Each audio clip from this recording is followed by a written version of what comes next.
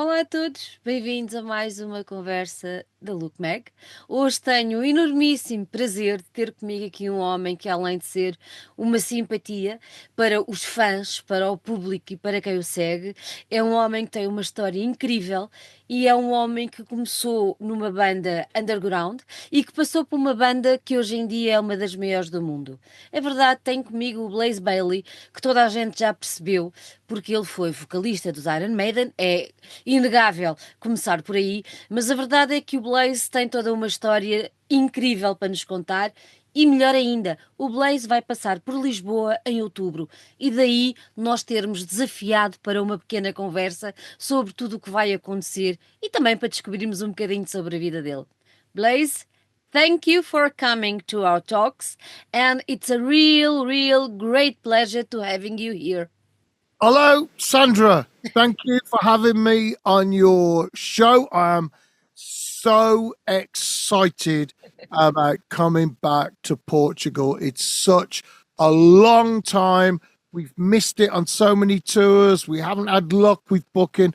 Very excited about coming to Lisbon. And I think this is possibly the very first time that I've played in Lisbon. I've been to Porto, I've been to the Algarve, but I don't think I've been to Lisbon. So it's very exciting for me. I can't wait to see my fans there. It's a very exciting time. Thanks for having me on the show. Now, it's wonderful. Everybody's very excited in Portugal when the promoter announced you're coming here with only one show. Everybody was crazy about it. But I want to make you some questions, and I want to go 40 years Yes. back. Okay. Yeah. Back. We'll try. It's like yesterday for us. 40 years like yesterday.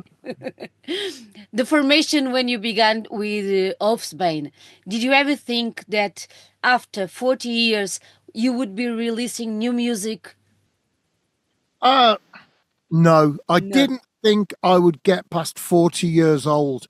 I really think I would be dead by then. I was talking to a couple of friends the other night when we were out at a concert, seeing some old friends in a band called Rothschild, and we were talking, saying, did you think you would be alive past the age of 40? And we just didn't. And it's incredible to be here, got to 40 and thought, well, I'm not dead, I better carry on. And it's great to be with friends and have something that's lasted that long. We started off as four guys from a small town in England. We weren't really good enough to get in a proper band, and we stuck together, and that's how we got somewhere. We all liked that kind of music, and we all wanted to. Our dream was to live on a tour bus or in a van and be on tour all of the time. So for that dream that I had back then as a very young man, that dream has come true. And to be with my friends sometimes from Wolfsbane, and when we get together, it's just like a kind of conversation and an accident. And this great music comes out when we're all in the same room together. So I wouldn't have thought that 40 years later we'd be doing it, but I'm so happy that we are. And the new album, Genius, our last studio album, we're so proud of it. And now we've got a new album coming called Live Faster. And when can you hear that in Lisbon? We are able to hear that in Lisbon? It will be out at the end of March. The new. Oh, good. If you haven't heard anything from Wolfsbane for a while, then please listen to the Genius album. It's on all of the streaming services. And if you like anything about Wolfsbane, I guarantee that you'll like that Genius album. Tell me one thing. After all this year, what inspires you to keep writing music after all this time? I'm so lucky. I'm so lucky. After Iran Maiden, then I tried and failed. I got some albums together. I got a band together. And I just think things completely went wrong and I didn't do very well. And then 10 years ago, I started again. And I've been lucky, really, with the people that I've worked with and the incredible loyalty that I've had from fans around the world. It's been magnificent. And that's kept me going. When I had to go back and work a day job, and I worked in a shop for a while, then fans would come in and they never said, "Why are you working in a shop?" They said, "When is your next album? Yeah. When is your next tour?" And they made me keep the faith that they really wanted me to do well in music. And that's one of the reasons, and family and friends that have stuck by me. So I feel incredibly lucky. And I think that's why I'm still able to make music. I'm living my dream that I had as a young man. I wanted to be a professional singer and be on tour singing rock and heavy metal. And that's my job. And I'm lucky to have the job that I dreamed of. And at every Blaze Bayley concert, where we can, we have a meet and greet included in your ticket price. And so if you get there early for an hour, I can meet everybody, and it's just nice to be able to say thank you. And you can have a selfie and an autograph, and there's no extra cost for that. It's included in the price of the regular ticket. And for me, it's a privilege to be able to say thank you to my fans that have supported me and believed in me for so long. As Blaze and later as Blaze Bayley, you have released a lot of albums and several of them live albums. Why did you do that? You want to bring on the record the feeling that we have when we see you in a concert? Well, one of the things is I feel that the studio and live is the difference between watching the movie and reading a book. Yeah. So there's always something missing live from it, but also there's something extra, the excitement and seeing everything compared to imagining a lot of things when you hear the studio album. And the other thing that happens is that when you record in the studio, the new songs, they are new. And you've learned them, you've put them together, rehearsed them a bit, and record them. After they've lived on the road and you've played them a lot, they start to take on a life of their own. And they're just a little bit different. There's a feeling there that maybe you don't get in the studio. So that's why I like to go back and songs that I really like, I go, you know what, I think this will really benefit from a live version that's more raw.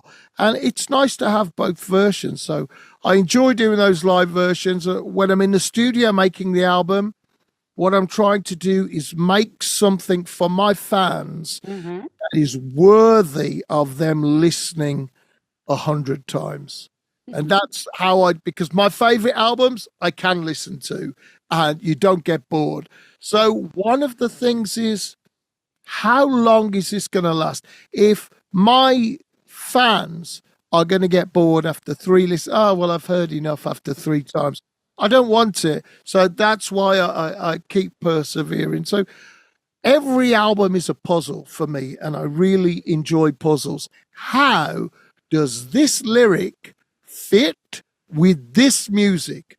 And where does the melody come from when those two come together? And it's very, very exciting. Sometimes the universe gives you all the pieces, and then sometimes the universe goes, here's some of the pieces, you have to make the rest. It's great fun. And the composition method that you use in the early years is changed a lot all over the years until now? Yeah, I think I learned so much when I was with Iran Maiden. Yeah. And from all the producers that I've worked with along the way, when I started, then it was an accident that we got a song that was catchy or melodic or interesting. You'd be trying to get a catchy, melodic song that was interesting and exciting to play live. But you could try 20 times, not get it. And, but this time it's worked. As time goes on and you learn more, you know what the elements are that you need and what order things should be in. So you can go, right, I want a catchy melodic song that's exciting live. Okay, then I'll start here. And maybe the lyric is about this. And maybe the music is here. And maybe I put it in this key. And maybe it's at this tempo. And all of these things start to come together. So now it's more like crafting a song and putting those pieces carefully together to put over to your listener the exact feeling that you want them to have. In the early days, there was a lot of luck involved. And what do you prefer most when you are writing lyrics and music, when you are at the studio recording, or when you are on stage with all the energy from the crowd? I think the studio part of it is the part that I like least, but it's the part that is very, very necessary. Those are the tools. That's the real work. The really fun part is coming up with the ideas. Oh, I've got this. What have you got? Oh, well, I've got this bit of guitar. Well, that could go with this. Oh, and the lyric could do this. And it could be like that and like that. And then you've got to make that make sense in the studio. That's a lot of work. It's actual work. And which I don't really enjoy working, but you have to do it because you know when that's done, then that is going to be something you can play live. And when I am in front of my fans and I'm singing something that I've written that's on the record and my fans are singing with me, it's just the most incredible feeling. And if the government knew how good it felt, they would absolutely put tax on it. We better don't tell them because we have taxes enough. they're enough. They're enough. Tell me one thing. You launch Circle of Stone. I think this is one of the best titles that I have ever heard for an album. And then when I heard, and then when I read something about the making of the album, you took me to a place where I was very happy when I graduate from university, Stonehenge. I know that's a very important place for you too. And I went there when my college was over and I was entering the professional life, and it was a dream come true to go there. But I have to make you this question. It's almost 1 year that you launched the Circle of Stone. And you launched the Circle of Stone, you ended the album, and 2 or 3 days you had an heart attack. Yes. And I have to ask you, looking back, how do you feel about it? Because when we hear the record, it's so intense, it's so beautiful. And then when we know what happened to you, it all comes together. And when Stonehenge in the middle, dear Lord, what happened, Blaze? Tell me. Yeah. Well, what is the really unusual and maybe slightly creepy, spooky feeling is that many of the lyrics that are on the Circle of Stone album can easily be interpreted as being written after a heart attack or serious illness because they're introspective. And one lyric even says, "From my chest, my heart is torn," which is exactly what happens when you have heart surgery. I had quadruple bypass heart surgery, but that album was finished the day before I had a heart attack. And Unbelievable. that's what's very, very spooky about it. I took my girlfriend to Stonehenge. I said, I'm taking you to lunch. And she said, oh, it's a long drive, isn't it? And I said, yes, it is. And we got there and I got her to Stonehenge. It was a big surprise. And I took her to the heel stone of Stonehenge, which is where you are when the sun rises. And I said, forever. And that I was very lucky she accepted, and she's my fiance now. And she was the person that was at home and made sure that I got the ambulance in time, because it was the difference. If that had been 10 minutes, if I'd been on my own and I hadn't got an ambulance, I would be dead. It's as simple as that. So I'm very lucky. And then when I started talking to the artist to do, and I said, I think it's Circle of Stone, and the story about it is a man who, in his dream, his ancestors called to him. From the dream world, his ancestors say, now is the time for you to rise as a man and take the responsibilities of an adult and put the things of the past and trivial things behind you. You must find your forgotten homeland. You must find the forgotten tribe and lead them to your true home.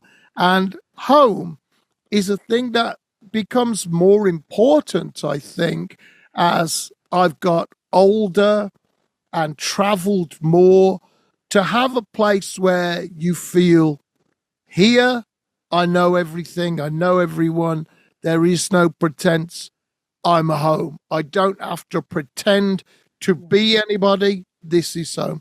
And that's part of what the Circle of Stone album is. Side 2, it's that concept of the righteous man. And on side 1, it's science fiction and stories about real emotions, and the Blade Runner movie.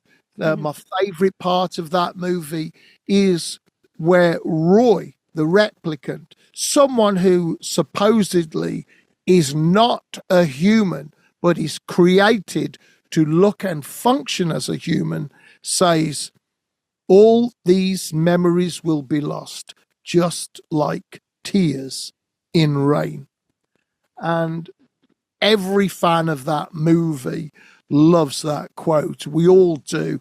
And to be in a moment where my writing partner, Chris Appleton, comes up with something and I go, I think this phrase actually fits with that. And to have a song called Tears in Rain, and the story of the movie, Rutger Hauer actually wrote those lines himself. He got the script and he's there and he said, I can't do this today. These words are not good. And he came back the next day and did the scene with his own words that he wrote for that script. It's an incredible moment. Yeah. And the album seems full of those moments that happened. It was a very challenging album to make. I think it's probably one of the most difficult ones because of going, there was a feeling that says, this is going in the wrong direction. I've got to get it back here. This doesn't say this. And to be open as well, you know, to be absolutely honest with the album and with the lyric, and some of them being deeply personal, then it's been something that's been very, very important. And for my fans that have been with me for 40 years, some of them 20 years, to go, we think this is your best album. Yeah. That's incredible, an incredible feeling. You took several years to release the album. Not one, not two, a little bit more. Did you, during those years between the circle and the album before, did you ever thought, I'm going to stop? I'm not going to do. I have a, Never. no, my fans keep me going, Yeah. and I don't. What I do is because I'm completely independent Hmm. and I make my own deadlines with my manager. Then we go, right. He says to me, when can I expect the next studio album? And I go, minimum 2 years. He goes, oh no. How are we going to cope till then? But I go, well, if it's going to be good, it has to be that long. Yeah. If you want an average album, an okay album, then I can do it next year. But no, it's got to be. And so that's why we have these gaps, because mentally and for my soul, for the creative part of me, I have to have this space where I can just pick out of the future. I can see a speck in the distance and go, ah, that looks like the core of the next album. Oh no, it's not. False. Right. Oh, there it is. That could be it. And eventually it will come. It'll be go, this is it. Yeah, this is it. This is the core of it. But I think if I don't give myself that time, then I don't do my best work. And that's what I want to do every time. And I'm very lucky that I have the support of all of my fans and of the team that I have with me that allows me that time. And I think under the mainstream and the old record industry and record company system, it's more like a slave system where they go, right, we want your new album. And you go, what? I'm not ready. Or I've been on the road all this time. Well, we want it in a month, so you better get busy. Sometimes under pressure, you can come up with fantastic things. But sometimes under pressure, you can just go, that's it. That's enough. That I don't want any more. Or that you'll have to make do. I don't want to make do. So I've been very lucky to have the time and set my own deadlines. But we do set a deadline, so we don't ever say, well, it's finished when it's finished. Mhm. We say, it's finished on that day then. That's a day well in the future, but that's the day it's going to be finished. And that is a way to bring us into focus and Yeah. make sure it happens. The musicians you have with you now, they are with you since 10 years? No. Yeah. Yes, Yeah. 10 years. Yeah, It we make started. it make it it's easier for you when you have a team of musicians and everybody that is around you. It's easier for you to come on stage and to be more I don't know, calm, and to easier to play the music. Do you feel more supported with the musicians that you have now? We have a shorthand about the way that we do things because we've Hmm. been together a long time. Yeah. So there were just certain things that we always do and we don't need to talk about because we talked about it in the past. And I'll give you an example of that. One of the things that we do is the drummer never stops. Unless it's the end of the song and it's a gap on the set list, the drummer does not stop. That is a rule, a hard rule that we have, because if people just stop, all things can go wrong. And in rehearsals, you keep going, you find out how to work problems out. And we were in Chile in a place called Coquimbo, and we were 5 songs in, and there was an earthquake. All the electricity went out. It's black inside the building. And they're going, earthquake, earthquake. So we're running off. And the drummer is on stage. He's still going. Martin McNee. He's still on stage drumming because we never stop. Well, until someone tells me to stop, I'm not stopping.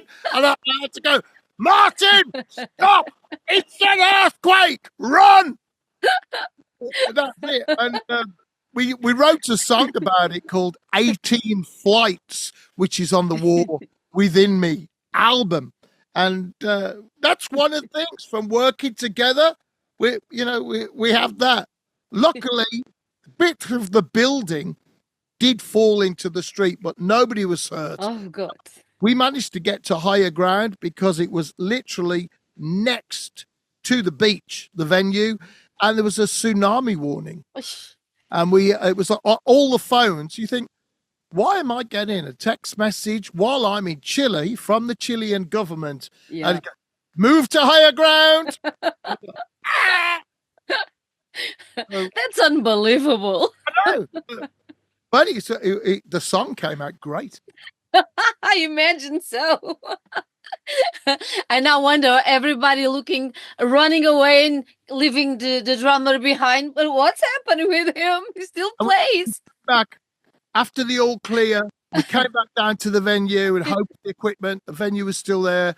We go to get the equipment. There's a couple of fans outside. And I said, "Are you going to finish the gig, Blaze?" I said, "Not tonight. I hope I can come back." So we're still planning to go back to Coquimbo in Chile and do the rest of the set, the other 10 songs. Please go, because they deserve it. We're trying to get it sorted and go back. Blaze, tell me one thing. In 1994, you were a part of Iran Maiden. After all these years, a lot of years, how do you analyze the time that you spent in the band? Well, it was a wonderful time for me. It was a dream come true, singing in a big band. And I was a fan of Iron Maiden before. So singing these classic, huge songs that meant so much in pop culture. I mean, just culturally to everyone. Everybody, yeah. Was the biggest music in the world when Iron Maiden were coming out of the new wave of British heavy metal. It was an incredible experience. And then to play all the different countries that I'd never been to before, and to have the help and support. And Steve Harris was a mentor to me with writing songs and performing. Oh, just try it this way, or try saying that there, and different things. And oh, you know what? When you're arranging a song like this, it's best to put the chorus here, and things like that. And I just learned so much, and a lot of fans around the world just said, "Okay, let's give this guy a chance," and they had a great deal of support and encouragement from fans around the world. So it was a great experience for me. And then all the things that I learned from that, and then back from my Wolfsbane days, I was able to get together and go, you know what? I'm going to make my first solo album, and it's called Silicon Messiah. And on that album, you could see all of that I've learned from the past together on that Silicon Messiah album. And really, if you think about Iron Maiden and what I achieved with the band, you can take that and go, here it is. This is what really happened. This is the achievement. Being able to put a band together and write that album, Silicon Messiah, that shows you how Iron Maiden affected me in a very positive way. When you listen today to the two albums that you made with the band, what do you feel? I feel we should have rehearsed more. Mostly. Those guys are so experienced. Okay, yeah, we've got the song. Let's learn all the parts. Ready to record? I go in, well, I think maybe we should run through another couple of times. No, let's just do it. And that's all really, because I think I would have been better off with a little bit more rehearsal on those, but they have incredible amount of experience and incredible production. So yeah, that's it. I think we did great music, and some of it I listen to occasionally. I sit back and go, "Oh, I'll just, listen to this song that I haven't performed." And some of it is just incredible, deep, emotional music. And it marks a turning point for Iron Maiden towards the progressive era. My voice is so different to Bruce Dickinson. He has a magnificent voice and incredible at what he does. My voice takes a different turn. And that, I think, is what they wanted to do at that time. And when you look back, it's a niche. Those two albums mean something a little bit different in the context of Iron Maiden. And I think that is also true of the first two Iron Maiden albums before Bruce joined as well. So I look back on those times very fondly, and those two albums, I think there's incredible music on there that I'm very, very proud of. You have a beautiful song that you wrote for them, your song, the end of Como estás, amigo? And do you remember when you wrote those songs and when you say "Amigos, no more tears"? Because it's a beautiful song, it's a beautiful lyric, and it's absolutely, again, like the universe came together with you, and everything makes the puzzle that you were talking earlier, like the puzzle came all together, and it's okay. Do you remember when you wrote it? It's a true story. And I was in Argentina, I was in Buenos Aires, and the hotel was Parliament Square. And I was there doing the promotion for the X Factor tour. And in between the interviews, I mean, just unbelievable amount of interviews, just did not stop. Another journalist, 20 minutes, another journalist, 30 minutes, another journalist, 10 minutes, all like this. And in a short break, I looked out of the window of the hotel and I saw the flames. And I thought, what are those flames there? And it was the monument to the fallen soldiers of the Malvinas Falklands War. And I remembered at that moment, my mother said to me about my friend from school, his name was Paul Summers. She said, "Paul is dead. He's died in the Falklands War. He always dreamed of being in the military, and he joined the Marines, and he died in the Falklands." And then here I am in Argentina with wonderful people, and we all love music. And you look around the room and you think, I can't imagine having a fight with these people, let alone a war. How is that even possible? And incredible fans, the generosity that they had. It was, you think, how is it possible that there's a war?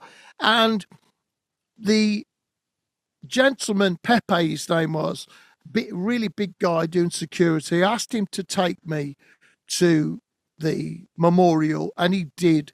And I read the names on the memorial and thought about it. And when I got back to the hotel, I found the hotel note paper, and I wrote down, Hotel Continental note paper, I wrote down my thoughts. It felt like a bit of a poem at the time. A year and a bit later, I'm sitting with Yannick. We're working on the songs for Virtual 11.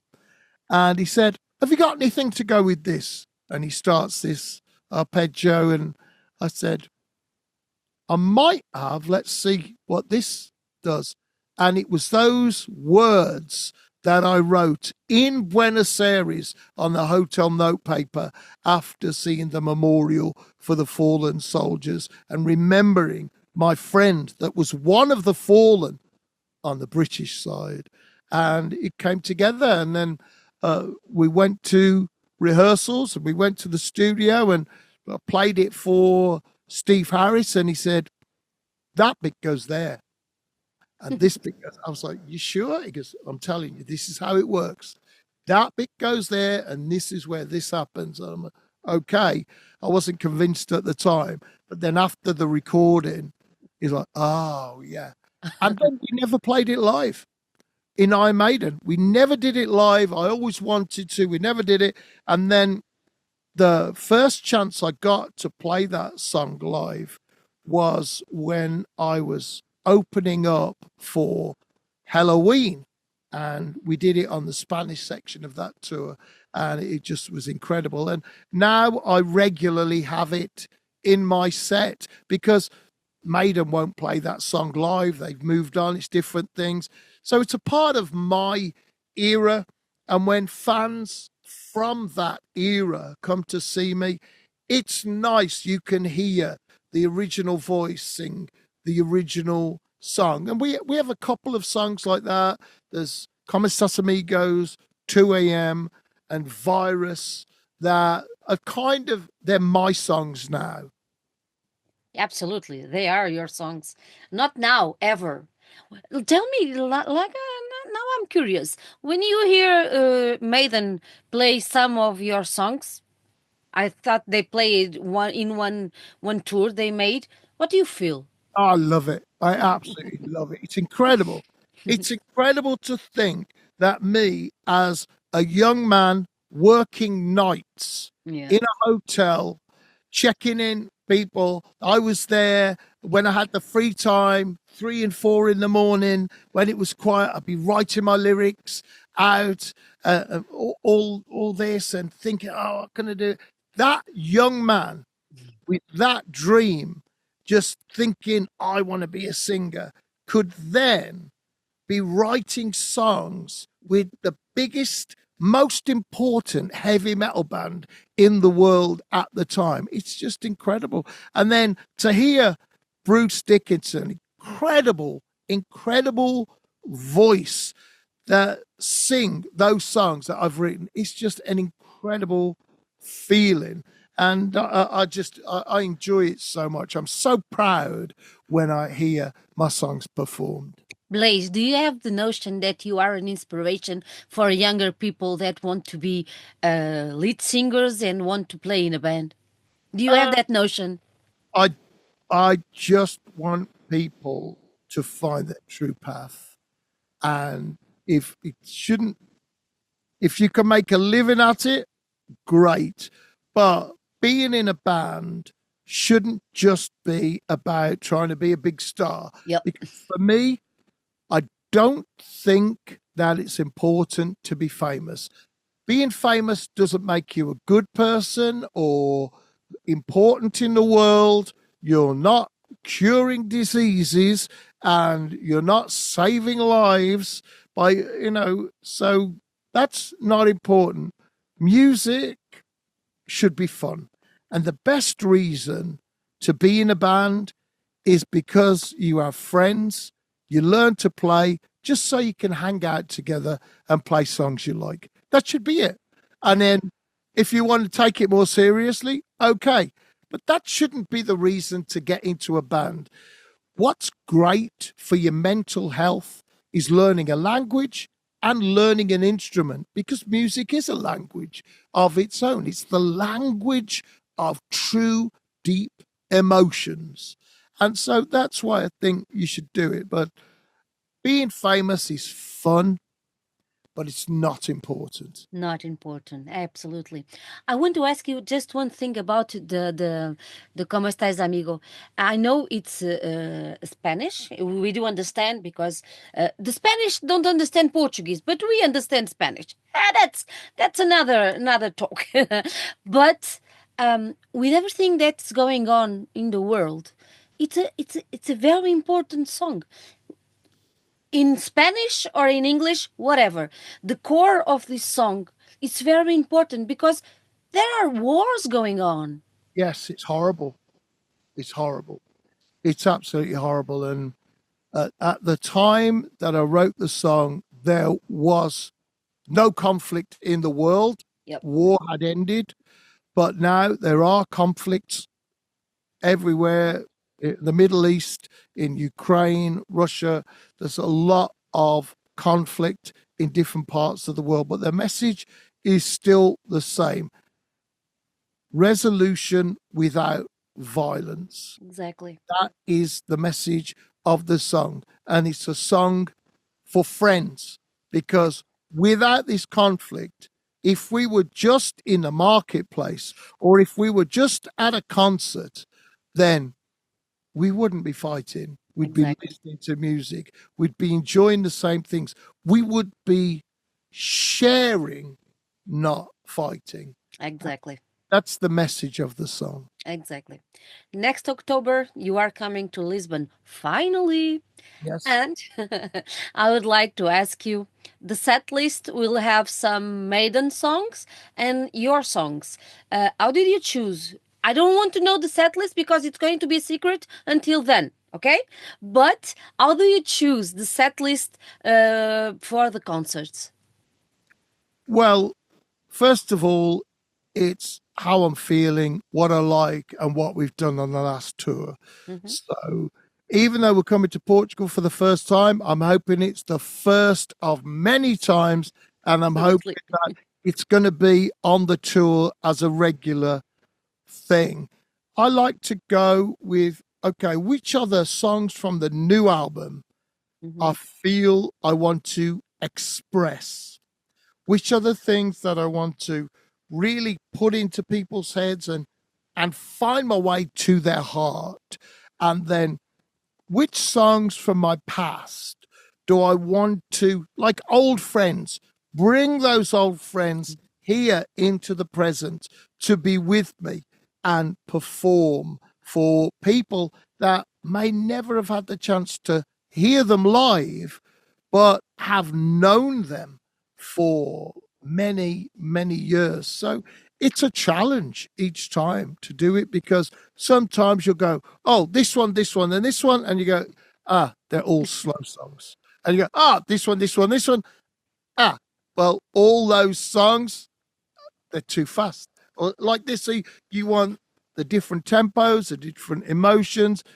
I try to have a positive message at my concerts. Hold on. A lot of people suffer from suicidal thoughts. Yep. We lose a lot of men under 40 to suicide. More people die from suicide than heart attacks. Yep. So I try and have a positive message in my show, and I try to choose songs which I can go, is this going to make people feel bad or negative? Then I won't do it. Is this going to give me a chance to lift people up and bring them with me and say, you're not alone, even if it looks like you are? We're all here. We all love this music. We're together. We just can't see each other. Will it give me the chance to do that? Then I'll try and get it into my set list. And what are your expectations regarding this concert? Insanity. Chaos. Chaos. Yeah. Or the other times I've been to Portugal and performed, it's been chaos. So when I was there with Iran Maiden, it was just absolute insanity. So I expect it to be completely crazy. We'll try and do the free meet and greet, the meet and greet included in your ticket price before the concert. When the doors open, get there early, and we'll do our absolute best. But we are so excited about coming to Portugal. What would you say to someone that is indecisive to go to the concert? What would you say to challenge them to come? Don't come. Don't come. Don't come, because it's going to be crazy. It's going to be crazy. And also, it's 100% live. There's no laptop. There's no tapes. There's no nothing. Everything is the interaction between the musicians on the stage. And sometimes we'll go off in a weird direction, get lost, and have to find our way back to the chorus. So anything can happen. So If you want perfection, don't come. If you want passion, if you want raw, open-hearted passion, you have to come. Blaze, it was an honor to have you here. Thanks, I hope to see you in the concert, and all the best to you. You are a wonderful person, a wonderful musician, and thank you for everything that you gave us along all these years, 40 years of musician. Thank you so much. Thank you for having me on the show, and all the very best to all my fans in Portugal. Thank you for waiting so long. I just can't wait to see you. Until next time. Thank you, Blaze. Bye-bye. Obrigado.